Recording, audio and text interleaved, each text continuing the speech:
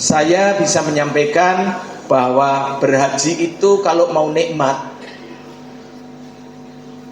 syaratnya ada 6 nikmat. Ini saya rasakan Bapak Ibu. Haji saya pertama 2010 saya merasakan selesai insya Allah haji, tapi kenikmatannya kalah jauh dengan 2025. Kenapa? Pertama, nikmat, niatnya harus lurus dulu. Jadi niatnya lurus. Lurus apa? Menjadi tamu Allah di sana.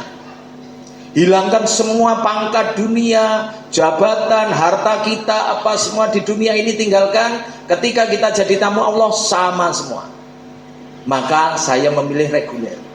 Teman-teman saya di kantor dengan alhamdulillah mungkin jabatan selevel saya tidak mau sudah reguler, mungkin milihnya plus. Kenapa? Waktunya pendek.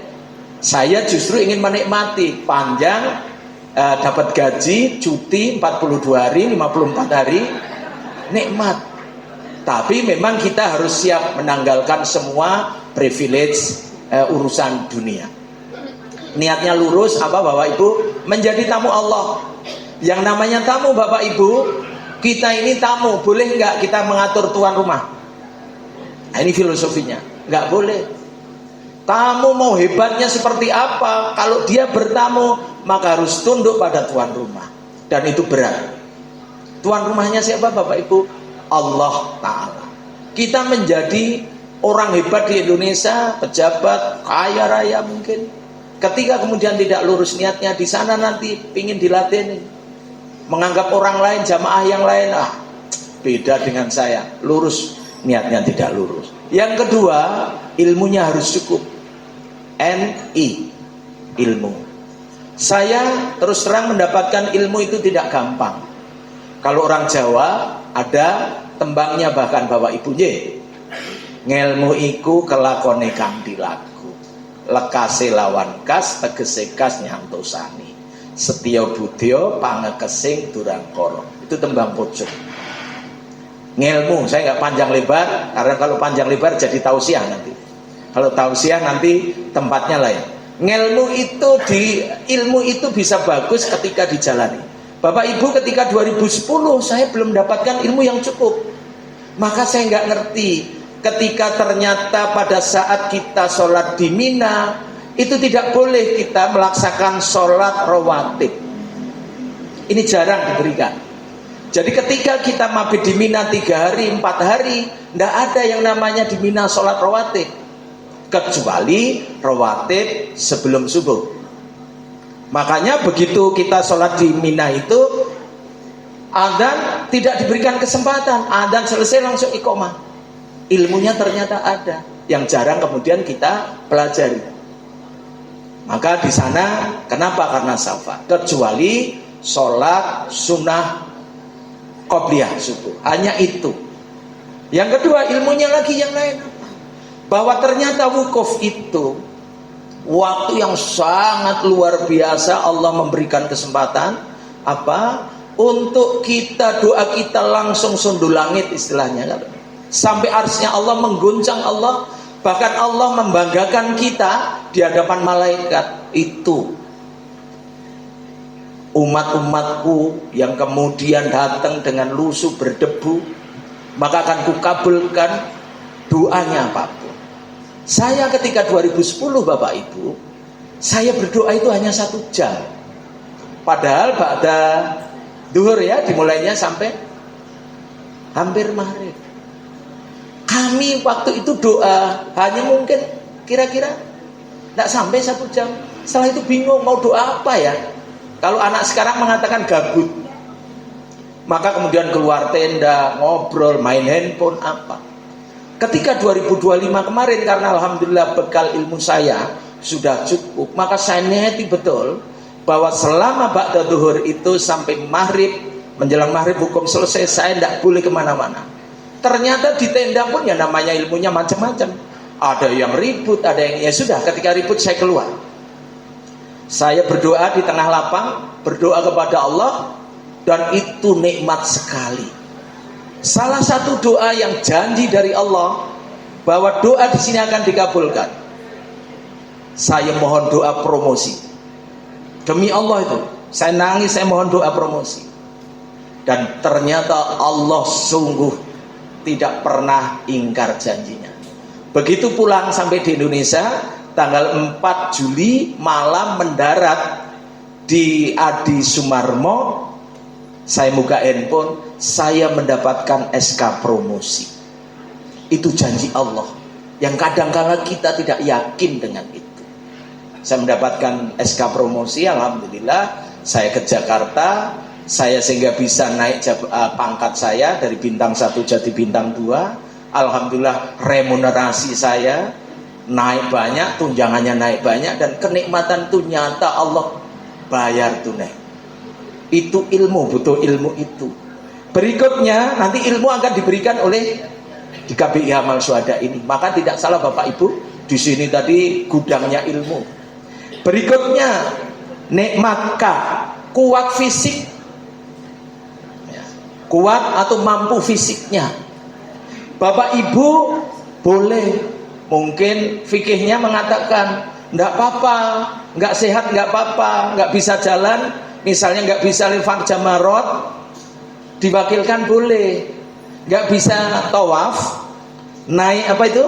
Kereta boleh. Tetapi insya Allah nikmatnya tidak akan Bapak Ibu rasakan ketika Bapak Ibu sehat, kuat fisiknya. Oleh karena itu Bapak Ibu, mulai sekarang yang mau berhaji, jalan kaki setiap pagi Bapak Ibu. Saya alhamdulillah, saya umur 52, saya olahraga, saya masih lari Bapak Ibu. Saya minggu 4 kali saya lari. Kalau lari 8 kilo, 10 kilo saya masih lari. Saya jaga betul itu. Kemudian makan tolong dijaga. Kalau perlu intermittent fasting. Apa itu? Nanti saya jam segini belum boleh makan, Bu. Makan saya baru boleh makan nanti saya jam 9. Karena terakhir kemarin saya makan jam 4. Teman-teman tahu persis, teman-teman di sana saya tertib banget makan. Dapat jatah 4 kali, 3 kali itu saya makan 2 kali. Kalau sudah setelah jam 5 saya nggak makan, malam nggak makan, saya jaga betul. Jadi Bapak Ibu harus kuat fisiknya.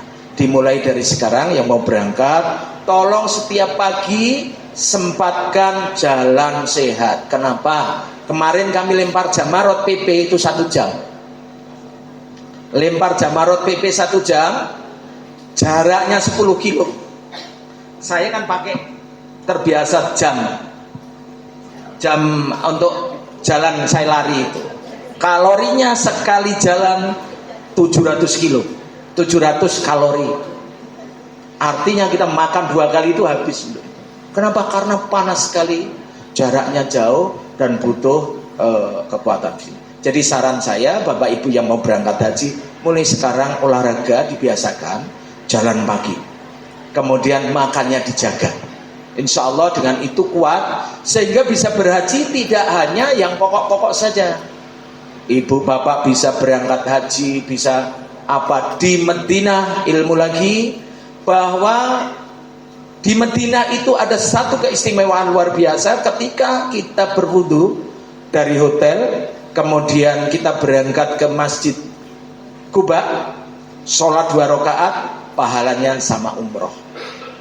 Mohon maaf, kadang keliru ini ilmunya. Ada orang berbangga-bangga di Mekah umroh bolak-balik. Padahal kalau kita manasik Rasul berhaji umrohnya sekali. Sekali perjalanan umrohnya sekali. Nah, ternyata ada insentif yang lain. Nah, ketika di Madinah 8 hari itu, tolong tiap hari berangkat pagi, ambil air wudhu ke Kuba, sholat 2 rakaat, pulang lagi sambil jalan. Sehat. Insya Allah kebetulan kemarin hotel kita dekat sehingga kita sehat. Dapat umroh berapa kali? Itu ilmu sekali lagi. Berikutnya kuat fisik. Yang ketiga mantap hatinya. Mantap Bapak Ibu. Kesana hanya mau mencari ridha Allah, mencari surga. Karena tidak ada balasan bagi haji yang mabrur kecuali surga. Nanti ilmunya para ustadz yang akan memberikan. Berikutnya haji nikmat ya tadi. N-nya niatnya lurus, I-nya ilmunya cukup, K kuat fisiknya, M ya mantap hati, amalnya banyak. Jadi di sana karena waktu kita terbatas, belum tentu kita bisa berangkat haji lagi. Gunakan kesempatan itu untuk bersedekah sebanyak-banyaknya, membantu orang sebanyak-banyaknya, mengaji sebanyak-banyaknya. Punya target, berapa kali saya harus khatam Quran, berapa banyak saya harus mengikhlaskan bersedekah. Jangan hanya seperti di Indonesia, rugi kalau kita tidak banyakin amalnya. Terakhir, tawakal. Kalau sudah tawakal Bapak Ibu, karena kita ini sekali lagi, kita ini tamu Allah yang kalau bahasa Jawa, yang murbo maseso kita ini Gusti Allah. Kita punya rencana, punya ilmu, punya fisiknya kuat ini, tapi kalau Allah berkehendak, pasti itu yang terbaik dan Allah pasti berikan. Kita sudah niat baik semua, belum tentu di sana sesuai rencana. Maka ketika itu rencana yang terjadi maka kita tawakal, ikhlas saja kepada Allah, insya Allah itu menjadi kebaikan kita. Contoh kemarin Bapak Ibu, amal syuhada ini kan rumusnya nafar sani, tapi kemarin terjadi suasana chaos. Di sana itu banyak sekali orang yang KBIH yang lain yang merencanakan nafar sani, ternyata jadinya nafar awal. Saya ketua rombongan, saya ada anggota yang ngomong, Pak Haji, ini sudah pada sakit, pengen nafar awal, gimana Pak Haji? Jawaban saya satu, manasiknya di amal syuhada apa kemarin? Nafar sani Pak. Ya sudah, itulah konsekuensi ikut amal syuhada. Jadi kalau bisa nafar sani, kenapa harus nafar awal? Tapi rencana Allah beda. Ternyata ya namanya situasi berkembang terus, banyak yang sakit ini. Ternyata kemudian ada yang memilih nafar awal, tidak apa-apa. Tapi saya tekad hati dengan istri saya mau ikut amal syuhada, saya mau nafar sani. Walaupun ditakut-takuti besok tidak ada bis, saya tetap di situ. Alhamdulillah, nafar sani.